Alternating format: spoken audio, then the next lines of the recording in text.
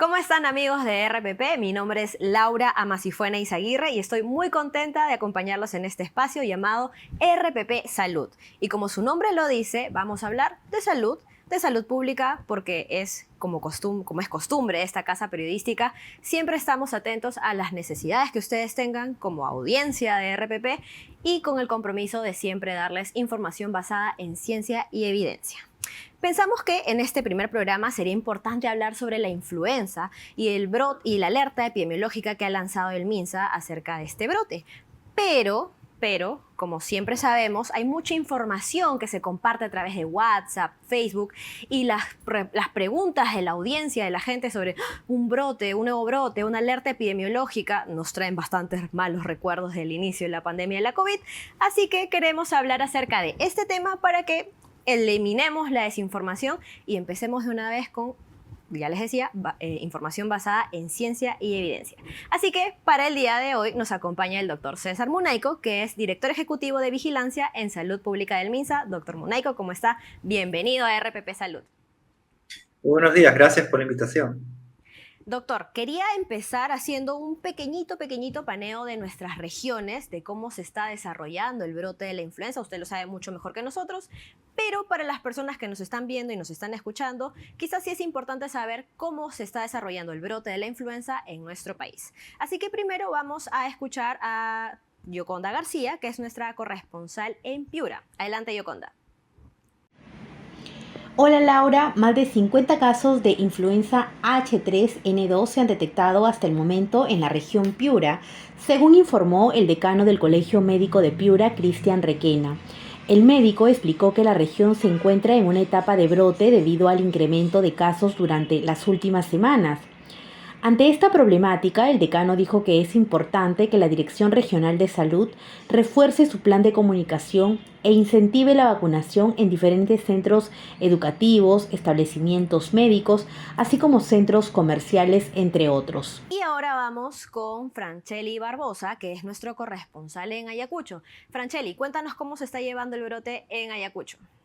Hola Laura, en la región Ayacucho se registra hasta el momento 52 casos de influenza H3N2, el mayor número de contagios de los últimos 4 años, informó la Dirección Regional de Salud. La población afectada, el mayor porcentaje es la que oscila entre los 20 y 29 años, quienes vienen evolucionando favorablemente y no se registran fallecidos. Sin embargo, desde la Dirección Regional de Epidemiología de Ayacucho, precisan que a pesar de las diversas campañas que se vienen realizando, la población no asiste a vacunarse contra la influenza H3N2, evidenciando claramente desconfianza por parte de los ciudadanos.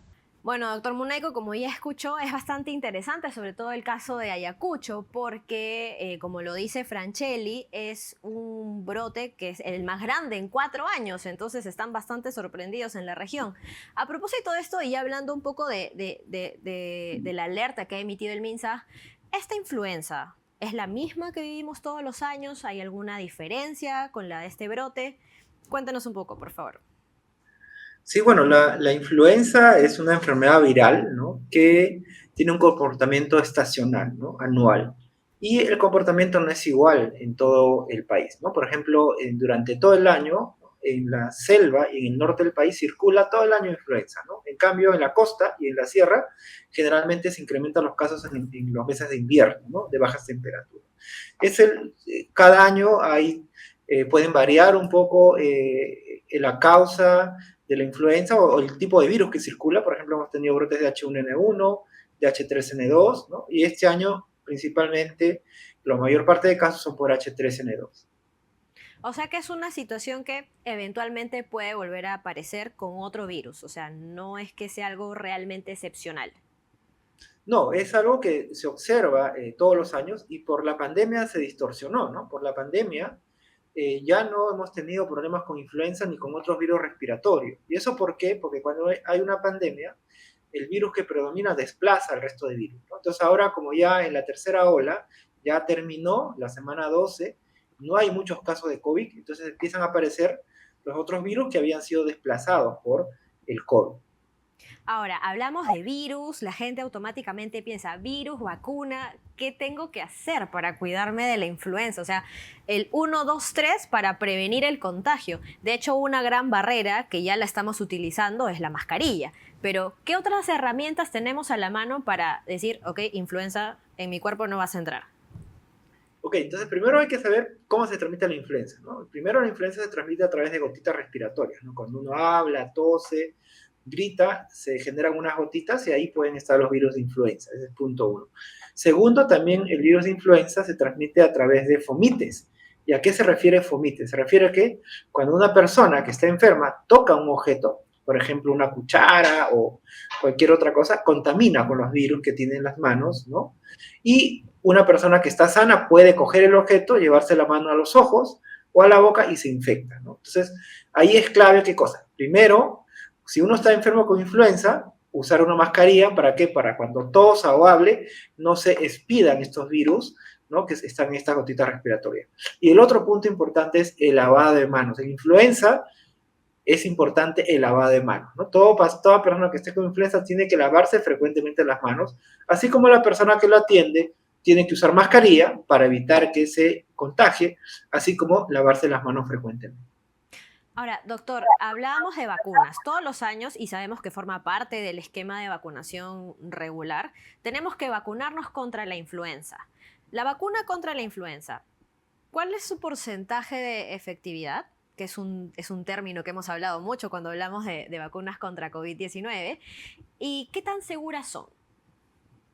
Ok, bien, entonces esta vacuna contra influenza es una vacuna que se ofrece regularmente, ¿no? Los niños de 7 a 8 meses se ponen su primera, su segunda dosis, y luego cada año las personas mayores de 60 años, así como aquellos que tienen comorbilidades, deben de aplicarse una vacuna. Y el personal de salud también tiene que aplicarse la vacuna contra influenza. ¿Y por qué? Porque esta influenza es mucho más grave en las personas que tienen de estas edades o tienen estas comorbilidades. La vacuna, como toda otra vacuna, es muy segura, ¿no? Puede tener algunos efectos locales, como cualquier otra vacuna, dolor en lugar de la aplicación de la vacuna, ¿no? También puede haber un poco de fiebre, pero eso desaparece en 2 o 3 días, ya no hay ningún problema, ¿no? La efectividad es muy buena, la efectividad de la vacuna, pero también depende mucho la efectividad de qué virus están circulando, ¿no? Porque en general la vacuna de influenza tiene varios tipos de influenza a la vez, ¿no? El A, el B, y dentro del A y del B también hay algunos subtipos, ¿no? Que ya había mencionado, el H1N1, Sí. H3N2. Entonces, depende mucho de qué virus circula y en función a eso la vacuna va a proteger. Pero la vacuna tiene que actuar sola, tiene que actuar con las medidas preventivas. Ok, ahora le pongo un ejemplo de algo que me sucedió a mí y que de pronto le sucede a cualquiera que nos está viendo, nos está escuchando. Me pongo la vacuna contra la influenza y a las semanas, que suele pasar, me resfrío. Y digo, no, la vacuna no funciona, ya me dio influenza. Y claro, o sea, solemos confundir influenza con gripe y ahora COVID, que estamos en plena pandemia, aunque ya bajando los casos, pero estamos igual en una pandemia. Entonces, ¿cómo diferenciamos estas enfermedades? Porque la gente dice, o sea, me inyecté, me puse la vacuna, me enfermé, no sirve para nada, ya no me vacuno nunca más. Ok, muy buena pregunta. Miren, nosotros en el país y en todos los países tenemos circulando diferentes tipos de virus, no solamente el de influenza, el de COVID, sino hay virus sincicial respiratorio, hay rinovirus, ¿no? Metanemovirus, diferentes virus. Entonces, uno se puede contagiar por cualquiera de ellos, ¿no? Porque no se genera una inmunidad duradera. Entonces, Ujú. si yo me pongo la vacuna contra influenza, esta vacuna es específica solamente para influenza, pero igual me puedo resfriar por cualquiera de estos virus que ya les mencioné, ¿no? Entonces, es importante, ¿no? Vacunarse, porque la influenza en general es la que produce cuadros severos en las personas que tienen comorbilidades y en los niños pequeñitos o en los adultos mayores. Doctor Munaico, y ahora, hablando sobre, ya, me dio influenza, me contagié, ¿a dónde debo acudir? ¿Qué hago? ¿Tomo mi sopita? ¿Tomo quillón? ¿Me vacuno? ¿No me vacuno? ¿Cuánto tiempo tengo que vacunarme después de haber sufrido un cuadro de influencia? ¿Qué hago? Me contagié. Ok, bien. Lo primero es que si uno está enfermo hay que aislarse, eso es importante. Avisar a los miembros de la familia, usar mascarilla en todo momento para evitar pues contagiar a sus familiares. Además, el lavado de manos es importante. Por el lado de los familiares, que cuidan al paciente, a la persona, tienen que usar mascarilla también y lavarse las manos. El otro punto importante es ventilar el ambiente donde está el paciente. ¿Qué recomendaciones? Hay que tomar bastante líquido, ¿no? A veces puede haber fiebre, puede haber dolor de garganta, y es importante, ¿no? Generalmente la mayor parte de casos, pues, duran más o menos de 5 a 7 días toda la sintomatología y se resuelve el caso, pero sí en las personas que tienen alguna comorbilidad, las gestantes, por ejemplo, aquellos que tienen enfermedades crónicas o niños pequeñitos, es importante que acudan a un establecimiento de salud para que sean evaluados por un médico, ¿no? Y les dé las recomendaciones necesarias. Además, ¿no? Es clave no ir a trabajar, ¿no? No ir a trabajar. Si uno tiene cualquier síntoma respiratorio, no hay que ir a trabajar porque podemos contagiar a otras personas. Ok, ya entonces está bastante claro, señores, si tienen influenza, no vayan a trabajar, quédense en sus casas, cuídense, tomen agua, es lo más importante para tratar este virus. Doctor, una consulta, ¿hay alguna prueba así de descarte? De pronto esta pregunta puede ser un poco sacada de los pelos, pero ¿hay una prueba para detectar si tengo influenza o simplemente basada en la sintomatología que es dolor de cuerpo, fastidio, ya sé que tengo influenza? Sí, bueno, hay algunas pruebas que se aplican para poder descartar si es influenza o no. En general, no se requiere un diagnóstico, básicamente por el cuadro clínico.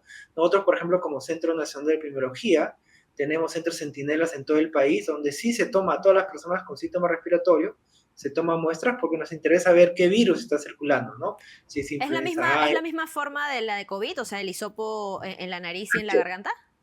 Ah, ok. Así es un hisopado nasofaringio, ¿no? Y que nos ayuda a poder ver si es influenza o también para evaluar si hay otro virus respiratorio. Ok, entonces ya saben, empleadores, no es que uno no quiere ir a trabajar, es que tenemos influenza y hay que cuidarnos y hay que guardarnos para evitar contagiar a los demás. Doctor Munaico, siempre hablamos, ahora que veo el banner que está detrás suyo, del CDC, el famoso CDC. Y quizás no hemos tenido el tiempo de conversar con toda esta vorágine de la pandemia. ¿Cuál es la labor de la CDC? ¿Qué es lo que hacen? Como ahora que me está explicando, hacer seguimiento de casos, buscar, identificar. En sus palabras, ¿qué hace el Centro Nacional de Epidemiología? ¿Estoy diciendo, es el nombre correcto? Sí, bueno, es poco largo, es Centro Nacional de Epidemiología, Prevención y Control de Enfermedades. Nosotros lo que hacemos es la vigilancia, hacemos inteligencia sanitaria y intervenimos cuando se presentan brotes y epidemias, ¿no? Nosotros tenemos a nivel nacional toda una red de epidemiología que se llama RENACE, ¿no? Que está constantemente monitorizando qué ocurre, no solamente con influenza, sino con diferentes enfermedades como dengue, malaria, zika, chikungunya, ¿no? Con la finalidad de poder intervenir y hacer evaluaciones de riesgo. Además, hacemos las alertas. Cada vez que nosotros observamos que hay es inminente un brote o una epidemia, ¿no? O alguna cosa que pueda poner en peligro la salud pública del país, generamos las alertas para que la población y así como el sistema de salud esté